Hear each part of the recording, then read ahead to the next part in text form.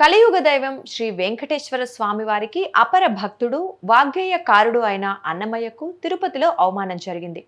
నగరంలోని ప్రధాన కూడల్లో ఉన్న అన్నమయ్య విగ్రహానికి గుర్తు తెలియని వ్యక్తులు శాంటాక్లాస్ టోపీ పెట్టారు. మంగళవారం ఉదయం ఈ విషయాన్ని గమనించిన కొందరు పోలీసులకు సమాచారం ఇచ్చారు. ఈ విషయం తెలుసుకున్న హిందూ సంఘాలు అక్కడికి చేరుకొని ఆందోళన చేపట్టాయి. ఇది ఖచ్చితంగా హిందువులను రెచ్చగొట్టే ప్రయత్నమేనని, హిందువుల మనోభావాలు దెబ్బతీసిన వారిని వెంటనే అరెస్ట్ చేయాలంటూ బజరంగ్ దళ్ కార్యకర్తలు డిమాండ్ చేశారు.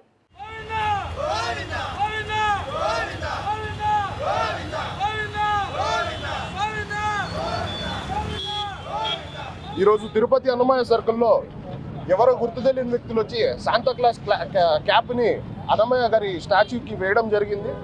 ఆ వ్యక్తులు ఎవరైనా సరే, దాని వెనకాల ఉన్న మోటివ్ ఏదైనా సరే, పోలీసులు వెంటనే యాక్షన్ తీసుకొని వాళ్ళని సాయంత్రం లోపల అరెస్ట్ చేయాలి. అరెస్ట్ చేసిన వ్యక్తిని ఇక్కడికి తీసుకొచ్చి స్టాచ్యూకి, అన్నమయ్య గారి స్టాచ్యూకి సారీ చెప్పించి కాళ్ళు పట్టించాలని చెప్పి కూడా మేము బజరంగ్ దళ్ నుంచి హెచ్చరిస్తున్నాము.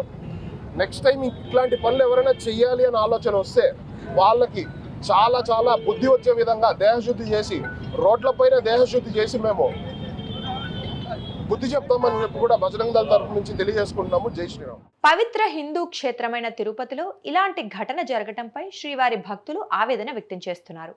మరోవైపు ఈ చర్యను తిరుపతి పోలీసులు తీవ్రంగా పరిగణిస్తున్నారు. ఎవరైనా ఆకతాయిగా చేశారా, లేక మత విద్వేషాలు రెచ్చగొట్టడానికి చేశారా అన్న కోణంలో విచారిస్తున్నారు. క్రైస్తవుల పండగైన క్రిస్మస్ కి ముందు రోజు ఈ ఘటన జరిగిన నేపథ్యంలో మత విద్వేషాలు చెలరేగకుండా తిరుపతి పోలీసులు కట్టుదిట్టమైన చర్యలు చేపట్టారు.